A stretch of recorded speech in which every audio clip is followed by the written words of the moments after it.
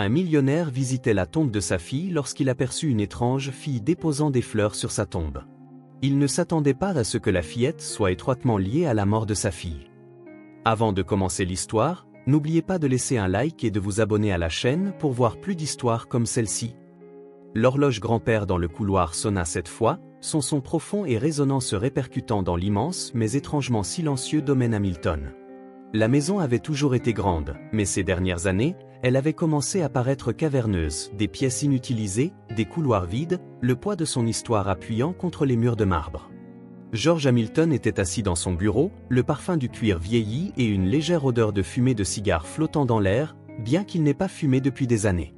Un épais brouillard se levait à l'extérieur de la fenêtre, engloutissant la vue sur la silhouette de la ville au loin. Il aimait les matins comme celui-ci, atténués, calmes, inaltérés. Le bruissement de pas sur le parquet rompit le silence. « Monsieur, la voiture est prête », annonça James, son majordome de longue date, d'une voix aussi stable que toujours. George expira, repliant le journal qu'il n'avait pas vraiment lu. Ses doigts restèrent un moment sur les pages froissées, comme s'ils étaient réticents à les lâcher. Il connaissait la routine par cœur, monter dans la voiture, emprunter la même route, suivre le chemin familier, se tenir devant la tombe, répéter. 12 ans, et rien n'avait changé. Sauf qu'aujourd'hui, quelque chose semblait différent. Un changement dans l'air, comme le poids d'une présence invisible se pressant contre lui. Il écarqua cette pensée et se leva. Allons-y, alors. Le vent portait l'odeur de la terre humide et des fleurs fanées à travers le cimetière silencieux, le léger bruissement des feuilles ponctué par le chant occasionnel d'un oiseau lointain. Une fine brume persistait encore entre les pierres tombales, s'enroulant autour des noms gravés dans la pierre comme des murmures du passé. L'air du matin, vif et intact par le bruit de la ville, s'abattait lourdement sur le domaine des défunts. George Hamilton avançait à pas lents et mesurés sur le chemin de gravier, ses chaussures en cuir laissant de faibles empreintes dans la terre ramollie. Il avait parcouru ce chemin tant de fois qu'il remarquait à peine la courbe des arbres au-dessus ou la manière dont la lumière se filtrait à travers leurs feuilles d'automne déclinantes. Son esprit, comme toujours, était ailleurs, coincé dans le passé, s'attardant sur le souvenir d'une voix qui ne parlait plus, d'un rire qui ne remplissait plus sa maison. 12 ans. 12 ans depuis que le nom de Sandra avait été gravé dans la pierre, depuis qu'il s'était tenu devant sa tombe pour réaliser que le chagrin n'était pas quelque chose dont on se remettait, mais seulement quelque chose que l'on apprenait à porter. Il ajusta son écharpe contre le froid du vent, bien que le froid qui s'était installé dans sa poitrine n'ait rien à voir avec la météo. Lorsqu'il atteignit sa pierre tombale, il s'agenouilla, grimaçant alors que ses genoux touchaient le sol humide. La pierre était lisse sous ses doigts, la gravure aussi nette que le jour où elle avait été faite. Sandra Elise Hamilton. Fille bien-aimée. 1994-2014. D'un geste assuré, il déballa les lys frais et les déposa à la base de la tombe, les alignant soigneusement. Cela devait être parfait. Sandra avait toujours aimé que tout soit en ordre, ses livres rangés par couleur, ses croquis disposés soigneusement sur son bureau.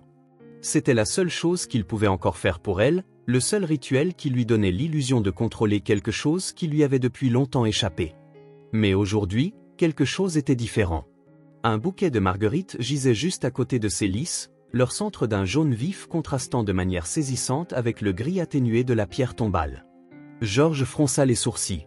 Il ne les avait pas placés là.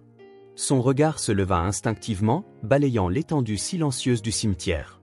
La plupart des visiteurs venaient plus tard dans la journée, il avait choisi spécifiquement les dimanches matins parce qu'ils étaient calmes, paisibles. Puis il la vit. Une fille, petite et frêle, se tenait à plusieurs rangées de là, partiellement dissimulée par un vieux chêne. Elle ne paraissait pas avoir plus de 10 ou 11 ans, ses boucles foncées à peine retenues par une queue de cheval lâche.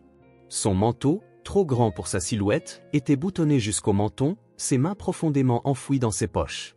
Mais c'étaient ses yeux qui le tenaient en haleine, sombres, pensifs, l'observant avec une intensité silencieuse. Un instant, ils se regardèrent simplement. Puis, comme si elle sentait qu'elle était restée trop longtemps, la fille se détourna et s'éloigna, sa silhouette disparaissant entre les pierres tombales. Quelque chose lui semblait familier.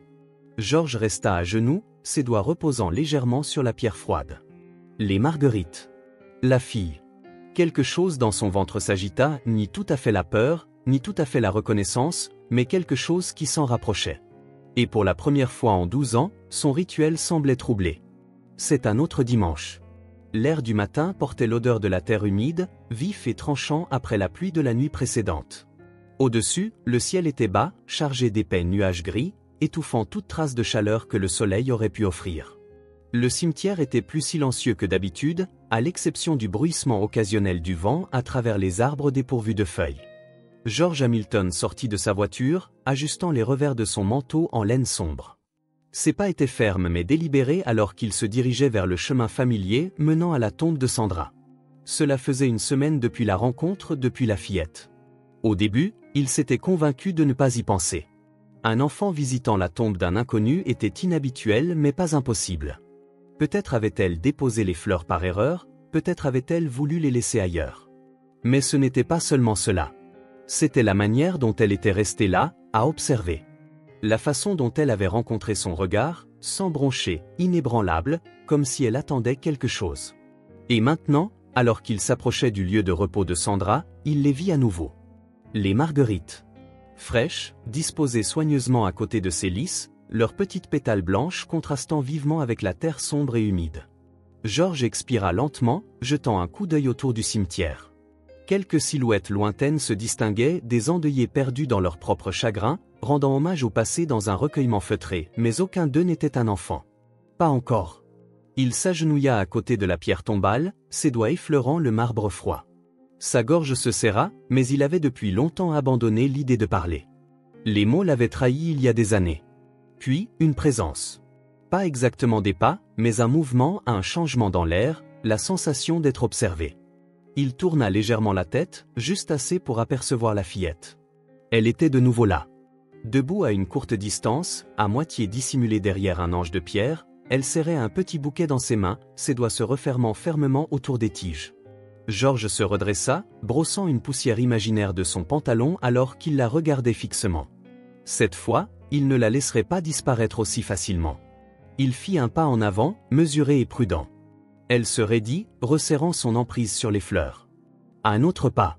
Ses doigts tremblèrent. Pendant une seconde, il crut qu'elle allait s'enfuir. Mais ce ne fut pas le cas. Au lieu de cela, elle redressa les épaules, hésitante mais résolue. George s'arrêta à quelques mètres. Assez près pour voir les angles délicats de son visage, les mèches lâches de cheveux noirs encadrant ses joues, la légère teinte rose d'une peau marquée par le froid. « Ces marguerites, dit-il, d'une voix posée mais ferme. Les as-tu laissées ici ?» Elle hésita, puis hocha légèrement la tête. George l'observa, notant la manière dont elle se tenait jeune, mais pas fragile. Il y avait une force tranquille dans sa façon de tenir bon. Pourquoi ? Elle hésita encore. Puis, elle releva légèrement le menton, comme si elle prenait une décision. « Parce que mon père me l'a demandé. » George plissa les yeux. « Ton père connaissait Sandra ?» Elle hocha la tête.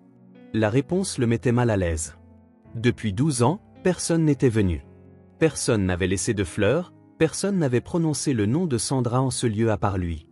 Et maintenant, soudainement, il y avait cette fille. « Ton père » répéta-t-il lentement, scrutant son visage. « Pourquoi ne vient-il pas lui-même » Ali baissa les yeux vers ses chaussures. « Il est occupé » murmura-t-elle. « Occupé » Le mot résonnait contre quelque chose en George, quelque chose de tranchant et d'amer.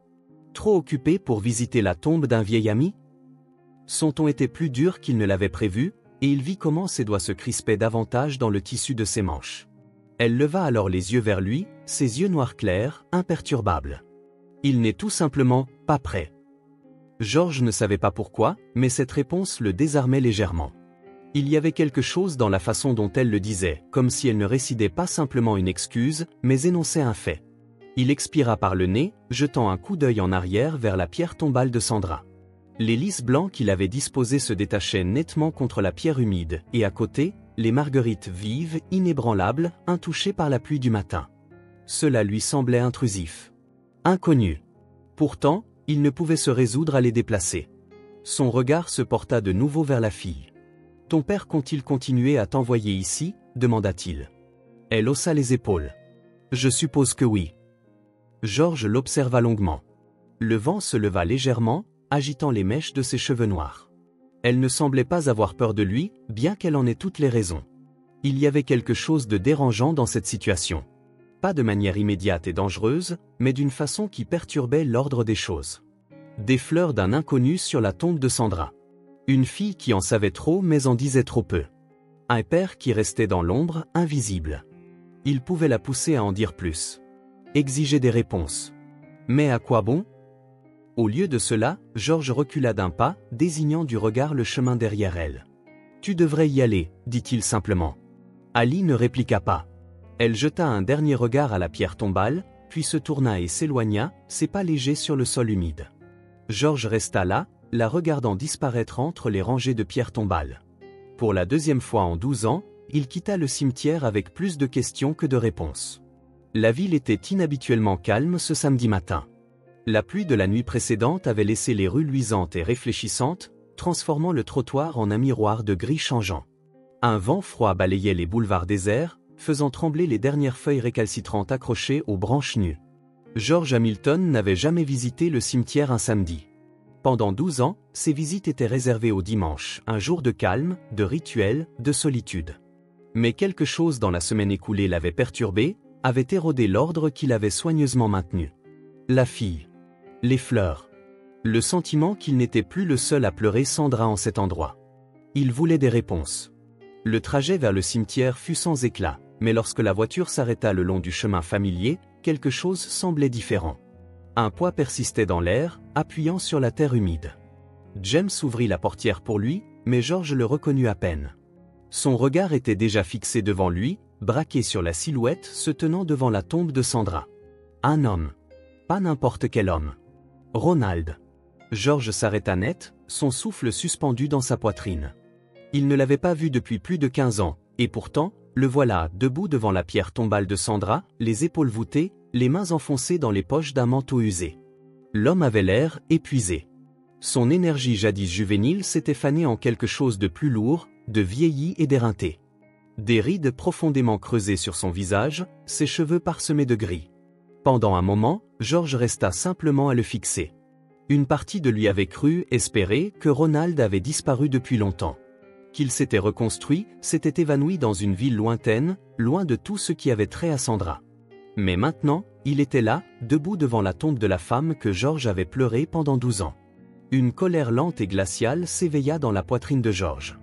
Il fit un pas en avant, le gravier craquant sous ses chaussures. Ronald ne se retourna pas. Un autre pas. Pourtant, il ne bougea pas. Ce n'est qu'à quelques mètres de distance que Ronald finit par expirer, un souffle lent et mesuré qui embuait l'air froid du matin. « Je me demandais si tu viendrais. » Sa voix était basse, rugueuse, mais indubitable. George sentit sa mâchoire se serrer. L'audace. « Je ne m'attendais pas à te trouver ici, » dit George, une voix dénuée de chaleur.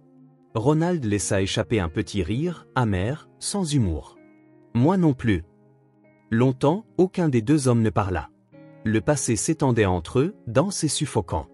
Le poids d'anciens désaccords, d'anciennes blessures et d'anciennes accusations flottait dans l'air tel un brouillard. George avait jadis détesté Ronald, et peut-être le détestait-il encore. Il avait toujours été la seule chose que George n'avait jamais approuvée dans la vie de Sandra, la seule erreur qu'elle avait été trop têtue pour corriger. Et pourtant, le voilà. Debout à sa tombe. Le regard de George se porta vers le sol. Les marguerites. Les mêmes qu'il avait vues la semaine dernière. Une froide réalisation s'empara de lui. Avant qu'il ne puisse exiger une explication, le bruit de petits pas rapides interrompit le silence. George se retourna juste au moment où elle apparut. Ali. Elle courait, son manteau se déployant derrière elle, ses cheveux noirs rebondissant contre ses épaules. Elle glissa légèrement sur le sol mouillé avant de l'atteindre, le visage rougi par l'effort. Puis, sans hésiter, elle se tourna vers Ronald. « Papa !» Le mot frappa George comme un coup physique. Son corps se raidit alors qu'il regardait Ali enrouler ses bras autour de la taille de Ronald, sa petite silhouette se pressant contre lui comme si c'était la chose la plus naturelle au monde. Ronald posa une main stabilisatrice sur son épaule, son expression indéchiffrable. George sentit son souffle s'échapper dans une exhalation lente et contrôlée. « Papa !» Le mot résonnait dans son esprit, vif et implacable. Il regarda de nouveau Ali, vraiment, il la regarda. Les yeux noirs, la forme de son visage, la manière dont elle se portait. Il ne s'était jamais permis de le considérer auparavant. Il avait refoulé ce soupçon. Il s'était dit que c'était absurde. Mais maintenant, debout ici, la regardant s'accrocher à Ronald comme si elle l'avait toujours fait. Ce n'était plus absurde. Un bourdonnement sous-remplit ses oreilles. Son regard se détourna brusquement vers Ronald, vif et accusateur. Ronald rencontra son regard, sans rien dire. Ni confirmer, ni nier. Et ce silence en disait long à George. Sa main se referma lentement en un point à ses côtés. Son monde, déjà fissuré, se transforma. Il se retourna brusquement. « Monsieur Hamilton ?» James avait déjà ouvert la portière pour lui, mais George ne l'entendit guère.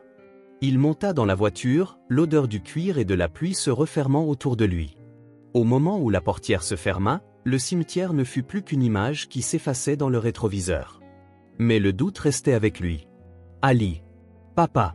Qui était-elle? Les murs du bureau de George Hamilton étaient garnis d'étagères remplies de livres aux reliures rigides qu'il n'avait jamais vraiment lus. L'odeur forte du bois ciré et du vieux papier flottait dans l'air, mais ce soir, autre chose occupait l'espace, un malaise. La tempête à l'extérieur faisait vibrer les hautes fenêtres, des traînées de pluie ruisselant sur le verre comme des doigts fantomatiques cherchant à l'atteindre. Il était assis derrière son bureau en acajou, les doigts entrelacés, la mâchoire crispée. La lueur faible de sa lampe de bureau n'atteignait guère les coins vastes de la pièce, projetant des ombres qui s'étiraient et vacillaient à chaque scintillement de la lumière de la tempête. Son verre de whisky restait intact à côté de lui, le liquide ambré immobile. Son esprit n'était pas tourné vers la tempête. Il pensait à Ali. À Ronald. Le mot avait résonné dans sa tête toute la semaine. Papa. Il avait passé 12 ans convaincu que Sandra était morte seule. Qu'elle ne s'était jamais mariée, n'avait jamais eu d'enfant, que son histoire s'était achevée avec cet accident de voiture. Et pourtant, en se tenant dans ce cimetière, il avait vu quelque chose qu'il ne pouvait ignorer. Ali n'était pas juste une fillette déposant des fleurs sur une tombe. Elle pourrait être la fille de Sandra. Elle ne pouvait pas avoir plus de 12 ans. Autant il n'aimait pas Ronald, autant George était presque sûr de sa fidélité. Il ne pouvait pas avoir eu l'enfant d'une autre femme si peu de temps après la mort de Sandra, et s'il l'avait eu, c'était vraiment un salaud. George n'était pas un homme qui nourrissait des suppositions sans preuve. Il avait passé des décennies dans des salles de conseil, disséquant des négociations, déchirant des contrats et exposant des mensonges pour ce qu'ils étaient. Ce n'était pas différent. S'il y avait une vérité à découvrir, il la trouverait. Il prit son téléphone et composa un numéro. La ligne sonna 2 fois avant qu'une voix ne réponde. Turner. Greg, dit George d'une voix sèche. J'ai besoin que tu enquêtes sur quelqu'un pour moi. Un silence. Puis, qui? George expira lentement. Sa seule suspicion ne suffisait pas. Il avait besoin de faits. Il avait besoin de la vérité inébranlable avant de confronter à nouveau Ronald. Ronald Carter. Et une fille nommée Ali. Greg Turner était efficace. Discret. Fiable. D'ici jeudi, il avait les résultats. Le dossier atterrit sur le bureau de George avec un bruit sourd. Il était épais, plus épais que ce à quoi George s'attendait. Il l'ouvrit, parcourant des yeux les premières pages.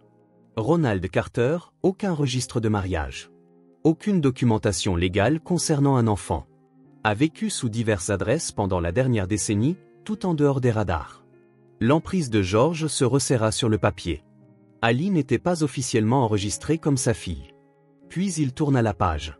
Sandra Hamilton, certificat de décès. Cause du décès, accident de la route. Date, il y a 12 ans. Enquête, close. Le souffle de George ralentit alors que ses yeux parcouraient les détails. Mais quelque chose n'allait pas. Le rapport décrivait l'accident comme simple. Sandra aurait soi-disant perdu le contrôle de son véhicule tard dans la nuit, déviant d'une route tranquille. Aucun autre véhicule n'était impliqué. Aucune preuve d'un acte criminel. Pourtant, plus il lisait, plus quelque chose attirait son attention. Aucune autopsie n'avait été demandée. Le rapport d'accident avait été déposé en moins de 24 heures, approuvé sans enquête approfondie. Aucune cause précise n'avait été déterminée au-delà d'une erreur du conducteur. Le pouls de George battait fort contre ses tempes. Trop net. Trop rapide. Trop commode. Il tourna une autre page. Ali Carter, registre de naissance, aucune trace. Aucune trace? La mâchoire de George se serra. Il n'y avait aucun enregistrement légal de sa naissance. Aucune documentation hospitalière. Aucune piste officielle. Elle était simplement apparue après la mort de Sandra. Une suspicion froide et rampante s'insinua dans sa poitrine. Et si Sandra n'était pas morte dans un accident? Et si Ronald avait menti sur tout? Le bureau semblait plus petit qu'avant, suffocant sous le poids de ce qu'il savait, ce qu'il ignorait encore. George referma le dossier et se pencha en arrière dans sa chaise, son esprit passant en revue chaque détail. Ronald avait disparu après la mort de Sandra. Il avait refait surface avec une enfant qui, légalement, n'existait pas. Et si Ronald avait fait quelque chose? L'idée était presque risible. Ronald avait été un rien faible, pauvre, désespéré. Il n'avait jamais été assez malin pour tromper George, pas à l'époque. Mais si Sandra avait été enceinte? Si elle avait donné naissance? Si elle était morte dans des circonstances qui ne s'alignaient pas? Les doigts de George se refermèrent en poing sur le bureau. Et si Ronald l'avait tué? Et si, dans un moment de rage, il avait mis fin à la vie de Sandra? Et si, par la suite, il avait emporté l'enfant, l'avait caché, et avait nourri le monde d'un mensonge? Un souffle s'échappa entre ses dents, tranchant et instable. Il n'avait pas de preuves. Pas encore. Mais il avait assez. Et il ne pouvait plus rester derrière son bureau à attendre que les réponses lui parviennent. Il était temps de confronter Ronald. La voiture de George fendait la nuit, la pluie traçant des sillons sur le pare-brise tandis que la ville défilait en flot. Il n'attendit pas le matin. Il se moquait de savoir si Ronald était chez lui ou non. Au moment où il atteignit l'adresse fournie par Turner, la pluie s'était transformée en bruine froide. Une faible lumière émanait de l'intérieur de la petite maison vieillissante. George descendit de la voiture, son souffle se condensant dans l'air froid. Il s'approcha de la porte et frappa. Une fois. 2 fois. Des pas. Un instant de silence. Puis la porte grinça en s'ouvrant. Ronald se tenait dans l'encadrement, son visage dans l'ombre, ses yeux méfiants. Les 2 hommes se fixèrent. Et George, la voix d'acier, posa la question qui l'avait hanté toute la semaine. Où était Sandra quand elle est morte? Ronald Carter ne répondit pas immédiatement. Il resta dans l'embrasure, ses doigts agrippant le rebord de la porte, les jointures pâles contre la peinture écaillée. La faible lumière du porche dessinait des ombres dures sur son visage, accentuant les rides profondes de l'épuisement qui s'était installé au fil des ans. George Hamilton prit une lente inspiration, maîtrisant la colère qui bouillonnait sous sa peau. 12 ans. 12 ans de silence. 12 ans à avoir cru un mensonge. Il avait attendu trop longtemps des réponses, et ce soir, il ne partirait pas sans les obtenir. Ronald finit par s'écarter. Entrez. George hésita. La dernière fois qu'il avait pénétré dans la demeure de Ronald, si on pouvait même l'appeler ainsi, c'était dans un minable appartement il y a des années, lorsqu'il avait désespérément tenté de convaincre Sandra de le quitter. Cette maison n'était pas mieux. L'air à l'intérieur était vicié, porteur de l'odeur de vieux café et de bois humide. Les murs étaient nus, à l'exception d'une unique étagère remplie de livres qui semblait intacte. Le salon était petit, presque claustrophobe, éclairé par une lampe vacillante sur la table. George ne s'assit pas. Il n'était pas là pour le confort. Ronald referma la porte d'un clic discret et se tourna vers lui, les bras croisés sur sa poitrine. « Vous êtes venu pour quelque chose ?» dit-il d'une voix basse. « Alors dites-le. » George croisa son regard, imperturbable. « Sandra était enceinte quand elle est morte, n'est-ce pas ?» Ronald inspira vivement. Ses épaules se raidirent, ses yeux vacillèrent l'espace d'un instant avec quelque chose que George ne pouvait bien identifier. La culpabilité? La douleur? George insista, sa voix tranchant l'air vicié comme un couteau. Je sais que Ali n'est pas une fillette ordinaire. C'est la fille de Sandra. Il fit une pause, observant comment la gorge de Ronald se souleva à l'effort de déglutir. Votre fille. Les mains de Ronald se refermèrent en poing sur ses côtés. Je n'ai jamais menti à ce sujet. George fit un pas en avant. Non? Alors pourquoi ne m'en as-tu pas parlé? Pourquoi ai-je dû l'apprendre par hasard? Ronald laissa échapper un rire sans humour, secouant la tête. Tu penses vraiment que tu aurais écouté? Tu penses qu'après toutes ces années, après tout ce que tu as mis entre moi et Sandra, tu t'en serais soucié si je te l'avais dit?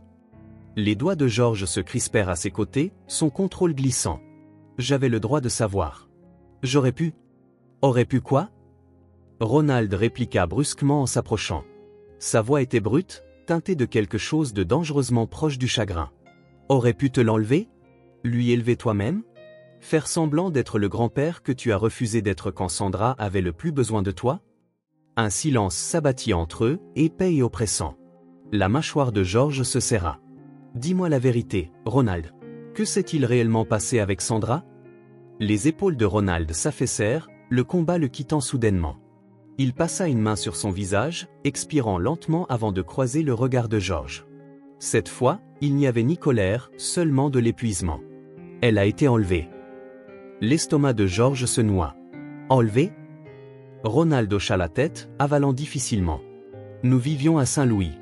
Sandra voulait revenir à Chicago pour te parler du bébé. Elle espérait peut-être, juste peut-être, que tu lui pardonnerais. Elle était pleine d'espoir. Il laissa échapper un souffle, secouant la tête. J'aurais dû mieux savoir. George resta silencieux, le cœur battant fort dans ses oreilles. Un soir, je suis sorti faire des courses. Continua Ronald, sa voix devenant rauque. Quand je suis revenu, Sandra avait disparu. La porte était ouverte. Ses affaires étaient encore là, mais elle avait disparu. Ses mains tremblaient légèrement avant qu'il ne les fourre dans ses poches. J'ai appelé la police.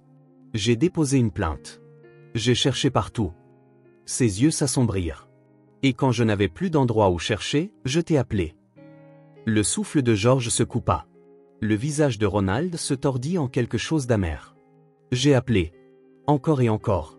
J'ai laissé des messages. Je suis même revenu à Chicago et j'ai essayé de te voir. Il laissa échapper un rire sec et sans humour. Ta secrétaire ne m'a même pas laissé passer la réception. Les mains de George se refermèrent en poing.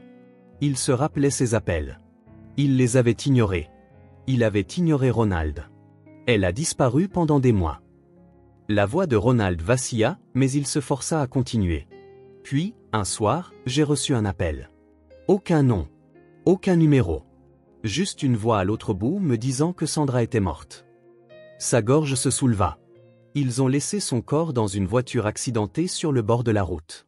La police a classé l'affaire comme un accident. Le pouls de George grondait. Et le bébé? Ronald inspira vivement. 3 jours plus tard, elle est arrivée sur mon pas de porte.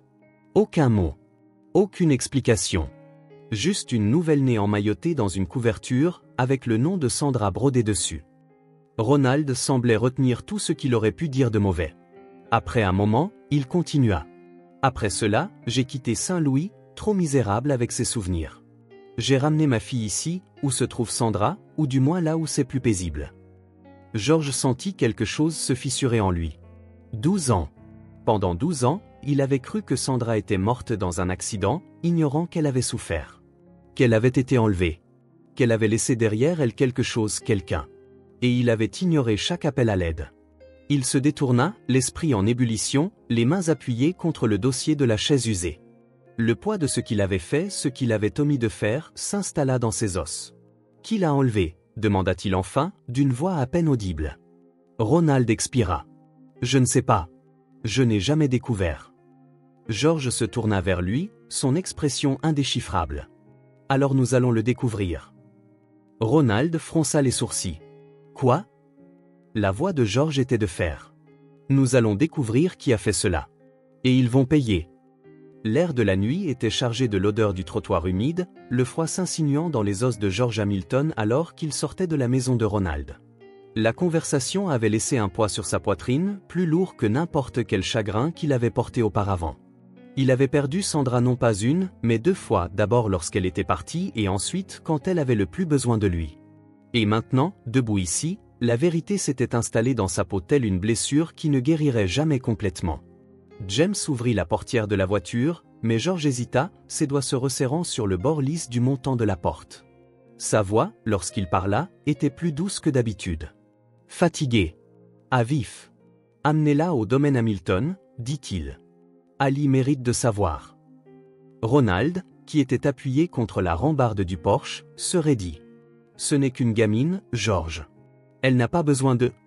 C'est la fille de Sandra, interrompit George en se retournant pour lui faire face. Et c'est tout ce qui me reste de ma fille. La mâchoire de Ronald se tendit. Le silence entre eux s'étira, long et lourd, rempli de tout ce que ni l'un ni l'autre ne pouvait reprendre. Finalement, Ronald expira, se frottant le visage d'une main. Elle va avoir des questions. George hocha la tête. Alors, nous lui donnerons des réponses. Sans un mot de plus, il monta dans la voiture. La portière se referma avec un doux bruit sourd, et tandis que le véhicule s'éloignait, George laissa sa tête se reposer en arrière contre le siège, fermant les yeux. Pour la première fois en 12 ans, il ne laissait pas le passé derrière lui. Il marchait droit dedans. Le domaine Hamilton se dressait tel un sentinelle silencieuse sous le ciel couvert, ses grandes fenêtres reflétant la lumière tamisée d'un après-midi indécis quant à la pluie. La grande architecture, avec ses colonnes immaculées et ses pelouses étendues, dégageait une élégance froide imposante plutôt qu'invitante. Ali Carter n'avait jamais mis les pieds dans une maison pareille auparavant. Elle suivit Ronald jusqu'aux marches de pierre, sa petite main agrippant fermement la sangle de son sac à dos. Son cœur battait la chamade, mais pas par peur. Par autre chose. Par l'anticipation. Elle n'avait jamais rencontré la famille de sa mère, n'avait jamais imaginé qu'elle en avait une au-delà de son père. Et pourtant, la voilà, debout sur le seuil d'une maison qui semblait appartenir à un monde complètement différent. La porte s'ouvrit avant même que Ronald ne puisse frapper. Un homme que Ali ne connaissait pas, vêtu d'un costume si impeccable qu'elle se demandait s'il se pliait jamais, se dégagea pour les laisser entrer. « Monsieur Hamilton vous attend » dit-il d'une voix qui correspondait à la maison. Polie. Contrôlée. Froide. Ali jeta un coup d'œil à son père. Sa mâchoire était serrée, ses épaules raides. Elle avait déjà vu ce regard lorsqu'il se forçait à être là où il ne voulait pas être. Pourtant, il fit un pas à l'intérieur. Ali le suivit. Le hall les engloutit tout entier. Tout était trop grand, trop silencieux, trop parfait. Les bottes de Ali ne faisaient presque aucun bruit sur les sols en marbre. L'air sentait légèrement le vernis sur les meubles et quelque chose de coûteux qu'elle ne parvenait pas à identifier. Et puis, il était là. George Hamilton se tenait près de la cheminée, une main reposant sur le manteau, comme si même ici, dans sa propre maison, il avait besoin de s'ancrer à quelque chose de solide. Son expression était indéchiffrable, mais ses yeux perçants et calculateurs, se fixèrent sur Ali dès qu'elle entra dans la pièce. Elle savait qu'elle aurait dû se sentir intimidée. Peut-être l'était-elle. Mais il y avait aussi autre chose. La curiosité. Elle se demandait si elle ressemblait en quoi que ce soit à sa mère. George se redressa. « Entrez » dit-il, comme s'il n'était pas déjà à l'intérieur. Ronald expira par le nez mais ne dit rien, conduisant Ali vers le coin salon. La pièce était trop vaste pour seulement 3 personnes, l'espace entre eux s'étirant plus largement que les années de non-dit. Le majordome réapparut, déposant du thé sur la table entre eux, mais personne ne fit un geste pour le toucher. Longtemps, un silence épais s'installa, implacable.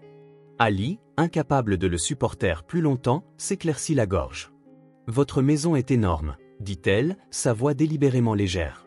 Ronald lui lança un regard, mais George se contenta de l'observer. « Elle était destinée à une famille, » dit-il enfin. Ali inclina la tête. « Vous vivez ici seul » George hésita un infime instant. « Oui. » Elle hocha la tête, jetant un coup d'œil autour d'elle. « C'est un peu triste. » Ronald faillit s'étouffer de son propre souffle, mais l'expression de George ne changea pas. Son regard resta fixé sur elle, impénétrable, comme s'il tentait de déchiffrer quelque chose qui n'avait pas de sens. Finalement, il se tourna vers Ronald. « Parlez-moi d'elle. » Les doigts de Ronald tapaient contre son genou, une habitude nerveuse que Ali l'avait vu faire 1000 fois auparavant. « Qu'est-ce que tu veux savoir ?»« Tout. » Ronald expira. « Elle est intelligente. Rapide. Elle lit plus que n'importe quel gamin que je connaisse. Elle aime l'histoire et déteste les maths. Elle adore la pluie mais se plaint quand elle se mouille. Elle a... » Il hésita, jetant un coup d'œil à Ali, puis de nouveau à George. « Elle a le rire de Sandra. » George se raidit, juste un peu. Ali les observait tous les deux, fascinés. C'était comme regarder 2 nuages d'orage essayer de décider s'ils allaient entrer en collision ou simplement planer dangereusement proches l'un de l'autre. « Est-ce qu'elle sait ?» demanda George. Ronald n'avait pas besoin de demander ce qu'il voulait dire. « Pas tout. » La mâchoire de George se serra. « Elle mérite la vérité. »« Et qui va la lui donner, George ?» Ronald répliqua, sa voix assez tranchante pour couper. « Toi ?» Ali se raidit. L'atmosphère dans la pièce changea, la tension n'étant plus seulement suspendue mais s'installant, se faisant à l'aise. « Tu crois que je ne le regrette pas ?» La voix de George était basse et posée, mais elle portait une pointe, quelque chose de brut et d'inédit. « Tu crois que je ne repasse pas en boucle chaque appel que j'ai ignoré ? Chaque occasion que j'ai eue d'être là, mais qui ne s'est pas présentée ?» Le rire de Ronald était creux. « Tu ne l'as pas simplement ignoré, George. Tu l'as effacé. Tu as fait comme si elle n'avait jamais existé parce que c'était plus facile que d'admettre que tu t'étais trompé à mon sujet. Les doigts de George se mirent à tressaillir sur ses côtés, mais il ne dit rien. Le regard de Ali vacilla entre eux. Alors, dit-elle, délibérément décontractée, vous vous détestez tous les deux. Super. Bien à savoir. Les deux hommes se tournèrent vers elle, surpris par sa franchise. Elle haussa les épaules. Je veux dire, ce n'est pas comme si je n'avais pas remarqué. Elle croisa les bras, s'appuyant sur le canapé. Mais, genre, si vous devez vous battre, vous pourriez au moins le faire après que j'ai mangé? Je meurs de faim. Ronald cligna des yeux. George avait l'air que personne ne lui avait jamais parlé comme ça de toute sa vie. Puis, à la stupéfaction absolue de Ali, George Hamilton rit. Ce fut bref, à peine plus qu'un soupir, mais c'était réel. Et quelque chose dans ce rire modifia légèrement l'atmosphère de la pièce, comme si les nuages d'orage n'étaient finalement pas tout à fait prêts à se heurter. Ali sourit. Tu vois? Ce n'était pas si difficile, non? George l'étudia, quelque chose qui ressemblait presque à de l'amusement brillant dans son regard. Tu es vraiment sa fille. Ces mots touchèrent quelque chose de profond en elle, quelque chose qu'elle n'avait pas réalisé chercher. Son sourire s'adoucit. Ouais, dit-elle doucement. Je suppose que oui. Ronald se pencha en avant, passant une main sur son visage. Écoute, George. Je ne sais pas comment c'est censé fonctionner. Mais elle voulait te rencontrer. Il jeta un coup d'œil à Ali. Et peut-être, pour une fois, je ne devrais pas faire obstacle à cela. George ne répondit pas immédiatement. Il regarda de nouveau Ali, vraiment la regarda. Et pour la première fois depuis qu'elle avait mis les pieds dans cette maison, elle se sentit moins comme une invitée et plus comme quelqu'un qui y appartenait. Finalement, George hocha la tête. Tu restes pour le dîner. Ali rayonna. Super. Mais, genre, vous avez des macaronis au fromage? Parce que j'ai vraiment envie de macaronis au fromage. Ronald gémit, secouant la tête. Je t'avais dit de manger avant qu'on parte. Tu dis ça tous les jours, répliqua-t-elle. Contre toute attente, George esquissa un sourire narquois. Je vais demander à James de préparer quelque chose, dit-il en se levant. Et, Ali? Elle leva les yeux. Il hésita, puis s'adoucit, juste un peu. Bienvenue dans la famille. Et pour la première fois depuis la mort de Sandra, George Hamilton ne se sentit plus si seul. George Hamilton était assis seul dans son bureau, le lourd silence pesant autour de lui. La pluie avait recommencé, d'abord douce, mais régulière, tapotant contre les hautes fenêtres comme une insistance discrète. Un feu crépitait dans la grande cheminée, sa lueur projetant des ombres vacillantes sur les murs, mais même la chaleur faisait peu pour apaiser le froid qui s'installait dans sa poitrine. Il fit tournoyer le whisky dans son verre mais ne but pas. Son esprit était ailleurs, sur Sandra, sur Ali, sur tout ce qui lui avait été volé. Ce n'était pas suffisant de connaître la vérité. Ce n'était pas suffisant de regretter le passé. Celui ou celle qui avait pris Sandra, celui ou celle qui l'avait laissé mourir était toujours là dehors. Et George ne se reposera pas tant qu'il ne connaîtra pas leur nom. Il attrapa le téléphone et composa. La ligne cliqueta après la deuxième sonnerie. Turner. J'ai besoin que tu creuses davantage, dit George sans préambule. Sa voix était posée, mais l'acier en dessous était indéniable. Examine mes ennemis. Mes rivaux. Quiconque aurait pu avoir une raison de me nuire ou de nuire à Sandra. Un silence. Puis Greg Turner soupira. C'est une longue liste, George. Alors commence par ceux qui étaient désespérés. Ceux qui étaient imprudents. Sa poigne se serra autour du verre. Quiconque a fait ça ou il voulait me détruire. Trouve-les.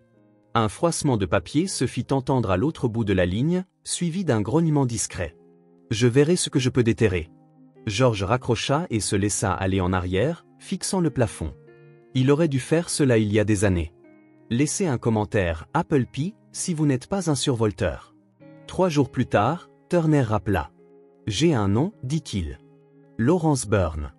Les doigts de George se figèrent sur les pages d'un vieux rapport sur son bureau. Le nom lui était familier. Il est mort, dit George. Ouais. Mais il ne l'était pas quand Sandra a disparu. La voix de Turner était grave. Et il avait un mobile. Lawrence Byrne avait été l'un des concurrents les plus acharnés de George, un homme d'affaires qui jouait toujours sale. Impitoyable, calculateur, dangereux. Il y a des années, quand Hamilton Enterprises était au sommet, Byrne avait essayé de le racheter, de détruire sa réputation et de le démolir de toutes les manières possibles. Mais il avait échoué. Et George ne lui avait plus jamais accordé une seconde pensée. Jusqu'à maintenant. Burn est mort depuis quelques années, poursuivit Turner. Une insuffisance hépatique.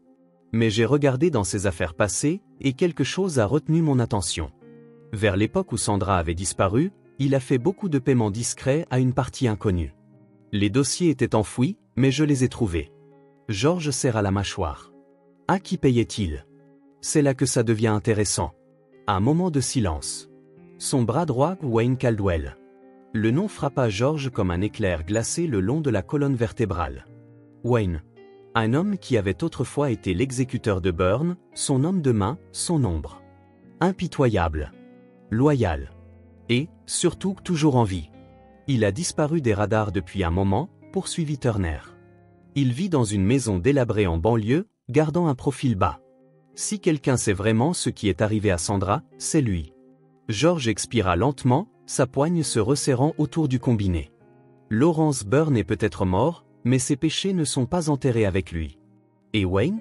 Wayne doit encore répondre de ce qu'il a fait. La voix de George était froide lorsqu'il parla. Découvre où il habite. Un silence. Puis Turner dit, déjà fait. George posa le téléphone, l'esprit vif, le corps prêt à agir. Pendant 12 ans, il avait pleuré la mort de Sandra. Maintenant, il allait retrouver les hommes qui l'avaient arraché à lui. La maison se dressait au bord d'une route oubliée, enveloppée par des arbres noueux et des années de négligence. Le porche s'affaissait sous son propre poids, la peinture s'équelant comme une peau desséchée, dévoilant le bois ébréché en dessous. Une lumière faible vacillait à l'intérieur, preuve de vie dans un lieu qui semblait abandonné depuis longtemps. George Hamilton se tenait aux côtés de Ronald, les deux hommes silencieux dans l'air froid de la nuit. Un chien lointain aboyait, son hurlement englouti par le bruissement des feuilles. Ronald était tendu, sa respiration irrégulière, ses mains se serrant et se desserrant à ses côtés. Il avait attendu trop longtemps pour cela. George leva le poing et frappa à la porte. Une fois. 2 fois. Une 3e fois. Un bruit de pas traînant se fit entendre de l'intérieur, suivi par le grincement lent d'une chaise repoussée. Puis des pas. Inégaux. Hésitants.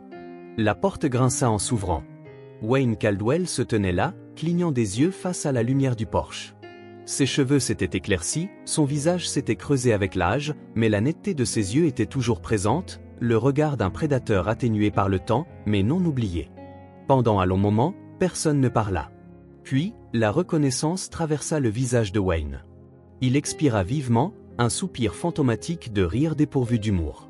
« Eh bien, murmura-t-il d'une voix rauque, ça t'a bien pris du temps. » Le salon sentait la cigarette rance et la poussière, l'air épais du poids des choses non dites. Une unique lampe projetait de longues ombres sur le papier peint délavé, qui s'écaille au coin. George ne s'assit pas. Ronald non plus. Wayne s'installa dans un fauteuil branlant en face d'eux, ses doigts tambourinant distraitement sur la table. Il n'avait pas peur, pas encore. « Vous savez pourquoi nous sommes là, » dit George, sa voix tranchant le silence comme une lame. Wayne laissa échapper un long soupir en hochant la tête. « Ouais, » dit-il. « Alors, commence à parler, » grogna Ronald. Wayne ne broncha pas. Au lieu de cela, il attrapa un paquet de cigarettes sur la table, en détacha une. Il l'alluma d'une main tremblante avant d'exhaler un mince filet de fumée. C'était Burn, admit-il d'une voix grave. Il a donné l'ordre, poursuivit-il en regardant George. Il voulait te blesser, pas te ruiner financièrement, ça aurait été trop facile. Il voulait quelque chose de plus profond. Quelque chose de personnel. La respiration de George était lente et mesurée. Sandra. Wayne hocha la tête. Ouais. Au début, c'était juste une question de contrôle. Il voulait qu'elle ait peur, qu'elle soit brisée. Il pensait peut-être qu'elle pourrait servir de levier contre toi. Mais les choses se sont compliquées. Le corps entier de Ronald se tendit, ses poings se serrant à ses côtés. « Où l'as-tu emmené » demanda-t-il. Wayne hésita. Puis, doucement. Une vieille usine à l'extérieur de Saint-Louis. Ronald se jeta avant que George ne puisse l'arrêter. Son poing rencontra violemment la mâchoire de Wayne, faisant vaciller l'homme plus âgé contre la chaise. Wayne laissa échapper un souffle étouffé, s'agrippant à la table pour se stabiliser. George intervint, saisissant le bras de Ronald et le tirant en arrière. « Pas encore » murmura-t-il. La respiration de Ronald était saccadée, ses yeux enfiévrés. Elle était enceinte, espèce de salaud. « Tu le savais » Wayne essuya le sang de sa lèvre, hochant lentement la tête. « On le savait. » Ronald laissa échapper un son guttural, à moitié sanglot, à moitié grognement. Wayne se déplaça sur son siège. Elle s'est battue, admit-il, la voix plus basse maintenant. Elle ne s'est pas brisée, quoique Burn ait tenté. Elle répétait sans cesse qu'elle devait revenir, pour te le dire. Son regard se porta sur Ronald. Elle est entrée en travail prématurément, poursuivit-il. Nous n'étions pas prêts pour ça. Pas de médecin. Pas de véritable fourniture. Juste une pièce sombre et un lit de fortune sale. Sa voix s'abattit. Elle n'a pas survécu. Les genoux de Ronald faillirent de céder. Il se soutint contre la table, sa respiration saccadée. George avala la boule dans sa gorge. Et Ali? Wayne expira lentement. Burn voulait se débarrasser d'elle. Des liasses d'inconnus, tu sais comment c'est. Mais moi, je n'ai pas pu. Il se frotta le visage, paraissant plus vieux qu'avant. Je l'ai prise. J'ai découvert où tu te trouvais. Je l'ai laissée devant ta porte. Je me suis dit que tu ferais ce qu'il y avait de mieux pour elle. Ronald laissa échapper un souffle tremblant. Ses mains tremblaient. Sandra avait été vivante. Elle avait souffert. Et il ne l'avait jamais retrouvée. George s'avança vers Wayne, la voix d'un calme mortel. Tu l'as laissée mourir. Wayne leva les yeux, quelque chose de creux dans son regard. Je ne l'ai pas tuée, Hamilton. Mais je ne l'ai pas sauvée non plus. Les doigts de George se transformèrent en poings. Son esprit tourbillonnait avec des possibilités, avec ce qui aurait pu être. S'il avait répondu au téléphone. S'il avait écouté. S'il avait juste. Ronald rompit le silence. Tu vas à la police. Sa voix était enrouée, dépouillée. Tu vas tout avouer. Wayne laissa échapper un rire sans humour, secouant la tête. C'est une sentence de mort. Burn est parti, mais ses hommes. Je m'en fous. La voix de Ronald était tranchante, son corps tremblant d'une rage à peine contenue. Tu dois ça à Sandra. Wayne les regarda tous les deux. Puis, avec un lent exhalement, il hocha la tête.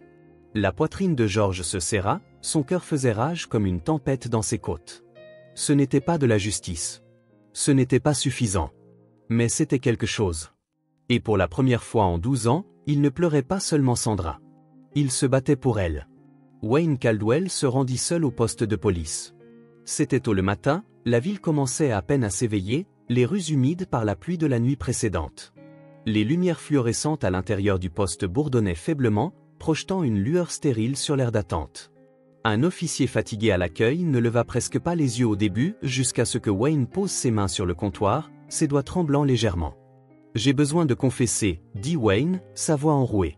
Cela attira leur attention. En quelques minutes, il fut conduit dans une salle d'interrogatoire. Les murs étaient gris, sans distinction, le genre d'endroit conçu pour avaler des secrets. Mais aujourd'hui, les secrets ne seraient plus enterrés. Pas maintenant. Wayne s'assit, exhalant lentement alors qu'un détective entrait, un enregistreur se mettait en marche. Et puis, il commença à parler. Les retombées. Les nouvelles se répandirent comme une traînée de poudre. Ancien exécuteur de crime avoue une affaire d'enlèvement vieille de plusieurs décennies. La mort de Sandra Hamilton, un meurtre déguisé en accident. Le dernier scandale de Lawrence Burn. Les gros titres éclataient sur les journaux et les chaînes d'information, traînant l'empire de Burn dans la boue, même d'au-delà de la tombe. Les bureaux d'entreprise qui portaient autrefois son nom se distançaient, les actions s'effondraient, les anciens alliés se précipitaient pour éviter toute association. Le nom de la famille Burn, jadis redouté, n'était plus qu'une tache dans l'histoire. Ses descendants, son fils, ses petits-enfants, étaient condamnés à regarder tout s'effondrer. Ils avaient vécu dans l'ombre de son pouvoir, et maintenant, ils allaient vivre dans les ruines de sa disgrâce. Mais rien de tout cela ne ramenait Sandra. Ronald Carter était assis au bord de son lit, fixant la photographie encadrée dans ses mains. Elle était vieille, les bords recourbés, l'image légèrement délavée.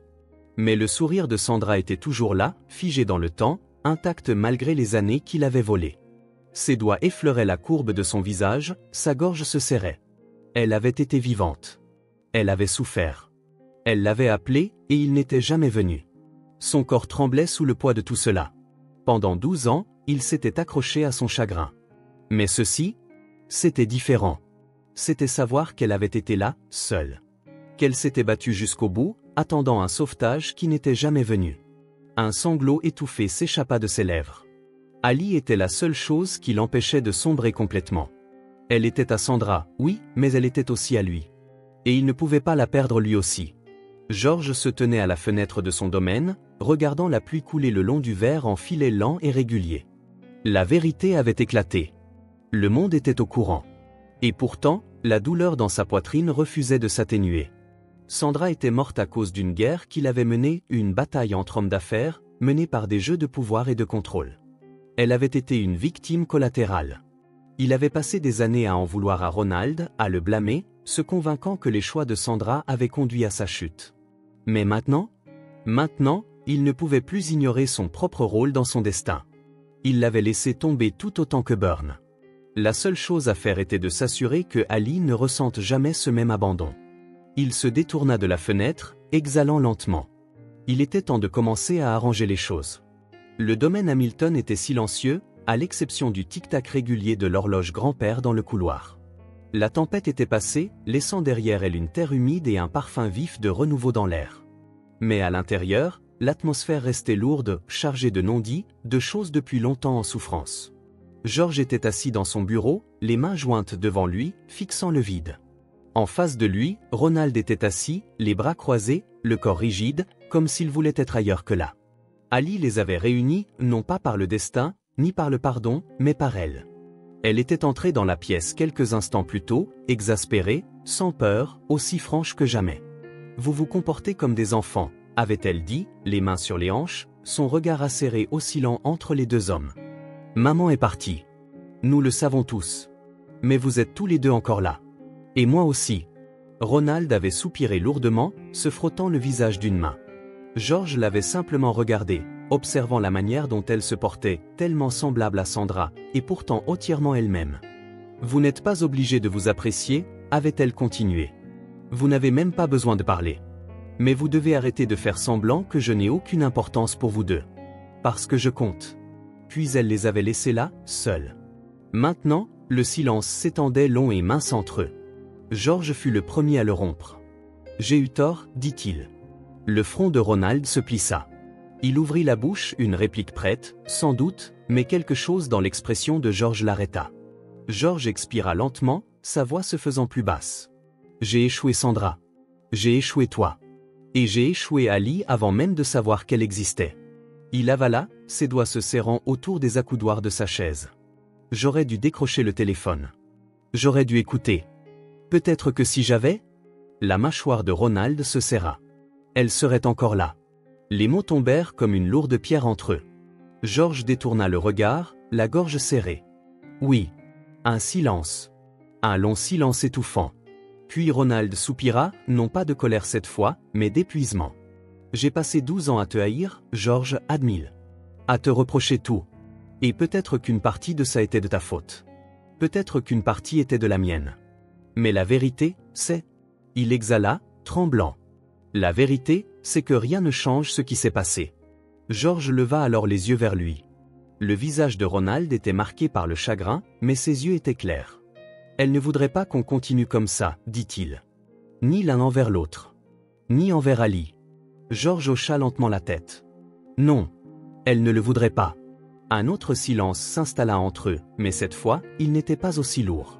Ronald se pencha en avant, frottant ses mains l'une contre l'autre. Et maintenant ? Georges hésita une seconde seulement. Ali devrait rester ici. La tête de Ronald se redressa brusquement, tout son corps se raidit. Pardon ? Elle a besoin de stabilité, dit Georges, sa voix ferme mais non méchante. D'un avenir. D'une éducation. Elle mérite les opportunités que Sandra aurait voulu pour elle. Les épaules de Ronald se redressèrent, ses instincts protecteurs s'enflammant.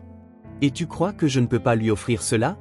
Je pense que tu as fait plus pour elle que je n'en ai jamais fait, admit Georges. Mais je pense aussi que je peux lui offrir quelque chose, à mon tour. Les poings de Ronald se serrèrent, puis se détendirent lentement. Il se passa la main dans les cheveux, exhalant brusquement. L'idée de laisser partir Ali, de ne pas être le seul parent qui lui restait, l'effrayait plus que tout. Mais ensuite, il pensa à Ali. Comment elle avait ri dans cette maison. Comment elle avait adouci les angles de Georges de façon que personne d'autre ne pouvait. Comment elle avait déjà commencé à appartenir à cet endroit, même s'il ne voulait pas l'admettre. Il laissa échapper un souffle. C'est à elle de décider. Georges hocha la tête. C'est à elle de décider. Et, tout à coup, la guerre entre eux était terminée. Non pas oubliée. Non pas effacée, mais terminée. Et pour la première fois en 12 ans, la paix ne semblait plus impossible. La lumière du matin s'étirait paresseusement à travers la grande salle à manger du domaine Hamilton, filtrant par les hautes fenêtres et jetant des teintes dorées douces sur la table en acajou poli. Pour la première fois depuis des années, la maison semblait différente, non seulement habitée, mais vécue. Ali était assise à l'extrémité de la table, ses pieds balançant sous la chaise, un bol de céréales devant elle. Elle portait encore son pyjama, ses cheveux un peu en désordre à cause du sommeil, mais elle n'en avait cure. En face d'elle, George Hamilton sirotait son café, le journal du matin reposant à côté de lui, intact pour la première fois depuis longtemps. Ronald était assis non loin, remuant distraitement son thé. La tension qui avait jadis défini sa présence dans cette maison s'était adoucie, mais le poids de tout ce qu'ils avaient perdu planait encore. Cela faisait des semaines que Ali avait emménagé dans le domaine.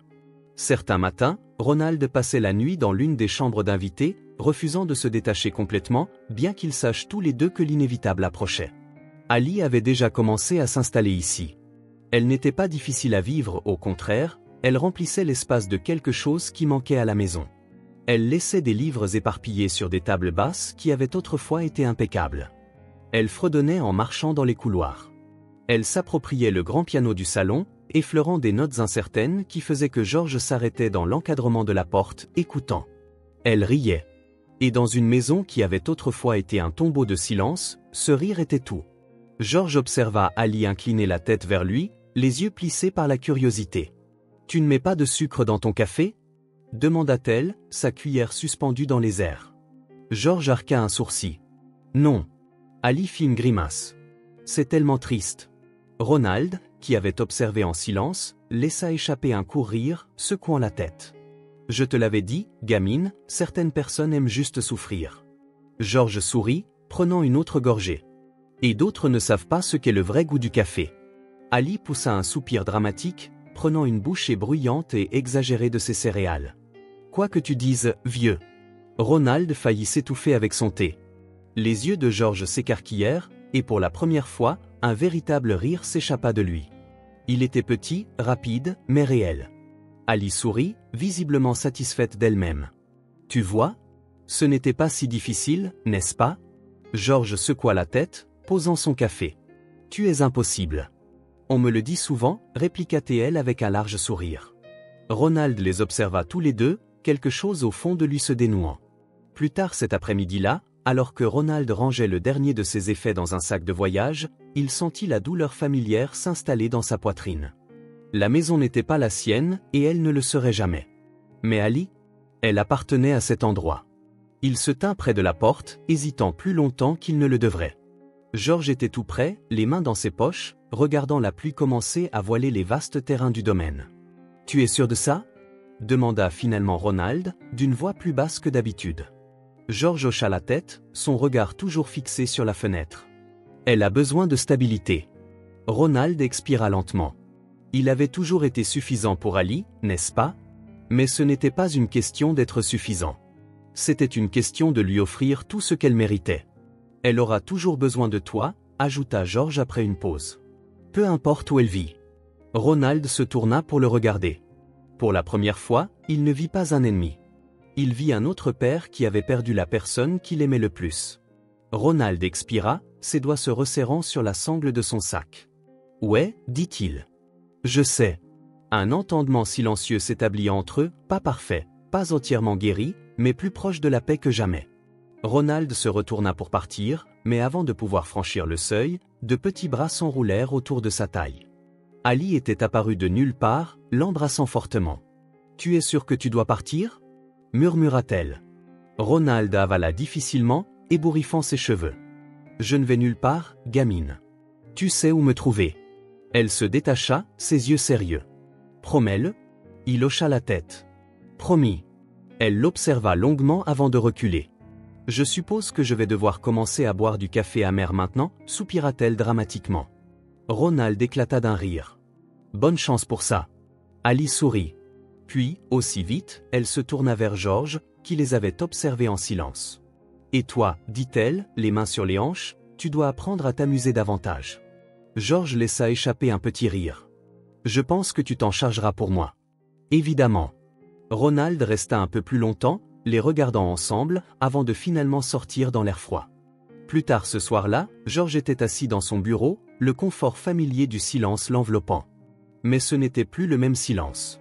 Au bout du couloir, il pouvait entendre la voix de Ali, étouffée, alors qu'elle parlait au téléphone avec Ronald, probablement en lui racontant le dîner chic, bien trop chic, qu'elle venait de manger.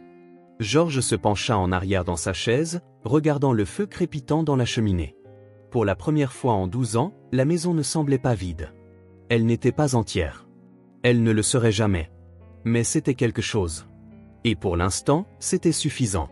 Si ce film touche ton cœur, laisse ta marque avec un like, et n'oublie pas de t'abonner à notre chaîne pour explorer plus d'histoires pleines de sens avec nous. Et si tu as aimé cette histoire, partage-la avec tes amis sur WhatsApp. Et maintenant, partage tes sentiments avec nous et raconte-nous tes propres histoires. Chaque mot que tu partages est une brique qui aide à créer notre communauté forte et durable. Ensemble, nous créerons un espace chaleureux où chacun peut partager et se connecter. Enfin, ne manque pas les histoires incroyables qui arrivent bientôt. Nous sommes toujours là pour te proposer les meilleures sélections, pleines de valeurs profondes mais divertissantes. À bientôt!